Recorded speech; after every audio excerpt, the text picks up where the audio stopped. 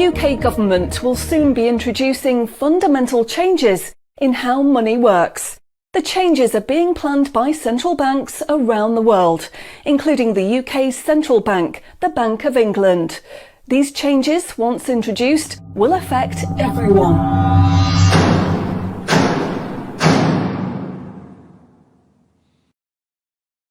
So what are these changes really about? The changes being proposed will mean that you will no longer have full control over your spending. In fact, what they are planning is the replacement of money with something which is fundamentally different. Therefore, it's not just cash they want to remove from the economy, it is money itself.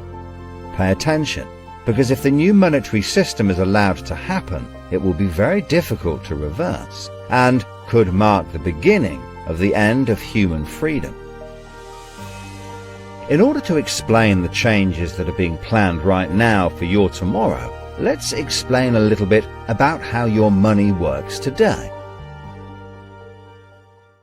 Let's imagine that John decides to buy his daughter a birthday present from Argos. He chooses the product he wants, then pays £50 using his debit card. You might think that £50 is immediately transferred from John's bank account to Argos's bank account. But this is not what happens. A record is created showing that John's bank owes Argos's bank £50, and John's account will even show that the money has left his account, but the actual transfer of funds does not occur at the time of purchase. John's £50 purchase is one of about 50 million UK transactions that occur every day, and although in each case the account may show that the money has been transferred, the actual movement of funds between the banks only occurs once every day. Every 24 hours, all the payments made to and from each of the UK's 300 plus registered banks are added up to determine how much each bank owes the others. The Bank of England, which is the central bank that all other banks in the system are connected with, derives the total amount that each bank owes and is owed for that day. The Bank of England then intermediates and exchanges funds between all the other banks. So the Bank of England does not know anything about John or the £50 he spent on his daughter. John's money is just a tiny part of a huge transfer of funds. This means that the only organisation that can see what John does with his money is his own bank. The central bank cannot see what John spends his money on or when he spends it, and John's bank is under an obligation not to share details of his spending with anyone. This means that, rightly, there is a good degree of anonymity and privacy over what John decides to spend his money on. This, in turn, means that a government or central authority, such as the Bank of England, cannot directly restrict John when he uses his debit card, because it has no visibility of what John is doing with his money. If John had paid for the present with £50 of cash, then the purchase would be completely anonymous. Nobody, including John's bank, would know what he had spent his money on. So cash transactions are truly anonymous, and debit card transactions have a high degree of anonymity because only your bank can know about them. So what is this new system? The name of the new system is called Central Bank Digital Currency, or CBDC.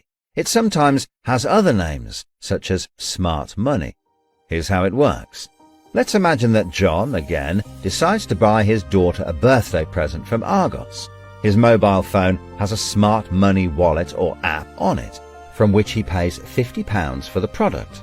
The app communicates directly with the central bank, the Bank of England, and the money is transferred from his digital wallet to Argos's digital wallet in less than a second.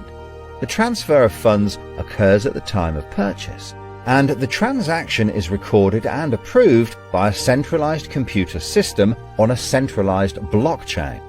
A blockchain is a special computer program that records information very reliably and cannot be amended. The centralized computer system runs continuously and can deal with hundreds of transactions per second as they occur throughout the entire economy. processing all of the public's purchases being made by millions of digital wallets. This sounds fantastic and is so much quicker and simpler than the old system. But there is a fundamental difference, which is that all transactions are centralized in real time as they happen. In other words, one system will be able to know about every single digital transaction in the economy as the transactions occur. This is the critical difference with the new digital monetary system that everyone needs to be aware of. All transactions are centralized in real time as they happen. The people who are planning this new system have made it clear that it would be useful, in their eyes, to use artificial intelligence algorithms in real time to block certain public transactions for a range of different reasons. So, what does this mean for John? Let's just say there is another lockdown and the government want to stop the public moving about the country. With this new system, they could introduce a simple change. That would mean John's wallet would only work if he was located within a certain distance of his own home. Argos is 2 miles from John's house, and he decides to go and buy his daughter a birthday present. He attempts to pay £50 for the product with the app. The app communicates directly with the Bank of England's computer system, and the system rejects John's payment before it is made, because the system knows that John is 2 miles from his own home, and John's wallet has been limited to spending within just 1 mile. John cannot now buy anything unless he moves closer to his own home.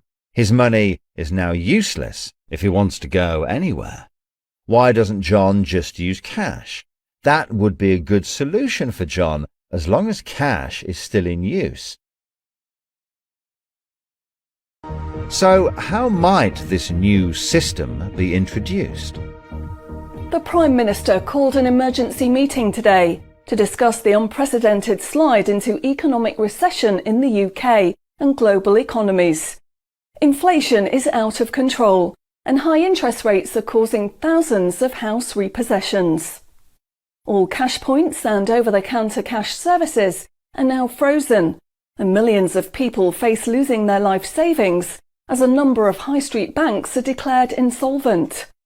The government and the Bank of England are accelerating the introduction of a new central bank digital currency, which all bank customers in the UK will be able to receive in exchange for their existing money, which in many cases is now unobtainable from their bank accounts.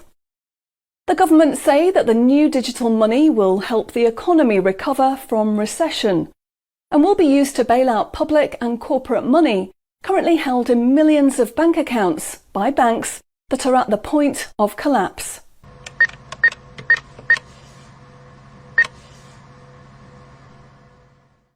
It says cash unobtainable from this account.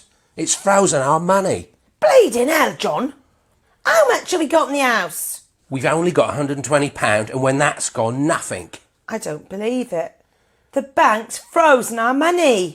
We've got £25,000 in that account, and no way of getting it back. Download your central bank CBDC wallet app today and get bonus digital pounds free. If you exchange your existing bank funds into your digital currency wallet now, you will receive free digital pounds for each account you exchange. You can then spend from your digital wallet by using your phone app, exactly like a debit card. Download the free app now from the UK government website or the App Store. John, we need to download the digital wallet thing. See if we can transfer it in. We've got no other option, love. Wow, it's transferred, and it's given us some bonus money. I can't believe it. How do you know it's worked? It's worked, love. Everyone's using this money now. Right, I'm off down Tesco to try it out. Sorted. Recent figures show that the public's use of cash has halved in the last 12 months. Experts say this is due to the success and sheer convenience of the new CBDC digital money. The government has announced that all cash will be phased out completely over the next 3 years. I can't remember the last time I used cash. It seems so cumbersome and old-fashioned, fiddling about with coins every time you want to buy something. It's much easier now.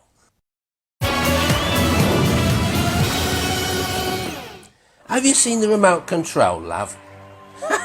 Look what I found. Remember these? What are you going to do with that? Well, I don't know. Look, why don't we keep it? I'll put it in a picture frame.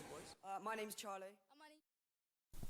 Recent data from the annual Climate Change Conference has revealed that only a drastic reduction in fossil fuel use will help protect against climate change. The government has announced limits on petrol and diesel use for all individuals in the UK, which will be enforced using smart money. Each wallet will be limited to a purchase of 15 litres per week, after which the wallet will be prevented from making any further purchases in that week. Ah, bollocks. Growing concerns over obesity and bad health will be tackled using the Smart Money network. The government proposes to limit the total number of sugary foods that each digital wallet can purchase in any given month. What? Experts say that the new pandemic, which is 10 times more contagious and deadly than coronavirus, can only be defeated by minimising all human contact and staying home as much as possible. In order to enforce this, all digital wallets will only work within 1 mile of the address at which they are registered. Shopping times will be staggered so that you can only make purchases for a 2-hour period each day. All non-essential item purchases will be rejected. Jesus Christ. The government, in a move to stimulate growth in the economy, is trying to ensure that all benefit money paid out to the public is spent within an appropriate time period. From the 1st of August, all benefit payments, including the new social credits, should be spent within 2 months of receiving them. Benefit money will expire and be of no use if it is not spent within the 2-month period. Blimey, they're putting a shelf life on money. Vaccination uptake for the latest pandemic is now at 95%. Anyone who has not been vaccinated will have restrictions placed on their wallets. For the 5% unvaccinated, spending will only be allowed at certain times and within 1 mile of home. Certain goods, such as alcohol, travel tickets and restaurant purchases, will not be available for those who have not been vaccinated, and their digital wallets will not work outside of the UK. Wow. Concerns are growing over people who grow and supply their own food outside of government-approved companies. The government will be restricting the purchase of all seeds and other farming products for anyone that is not a registered farmer. What are they doing that for? The government is trying to reduce the amount of red meat people eat in their diet for environmental and health reasons. Digital wallets will only be allowed to purchase 8 ounces of red meat per week. How much is 8 ounces? In order to protect the environment, the government is introducing limitations on the amount each wallet will be able to spend on the following products: aerosol cans, single-use plastics, coal, meat, chocolate, fish and coffee. What about fags? In a move to encourage good behaviour, the government is awarding digital currency direct to your wallet if you report on anyone breaking lockdown rules or report on individuals expressing extremist views. Anyone deemed to be expressing extremist views may in turn have restrictions placed on their wallets. What's that mean, extremist views? If you give up your cash, you will give up freedom for yourself, and you will give up the freedom of generations to come. It's not the convenience of the new money that is important. What is important is the fact that centralized administration of smart money could be used to control every aspect of your life. Say yes to keeping cash and say no to centrally controlled smart money. What they are going to propose is not money, it is a social control system. Please spread this message.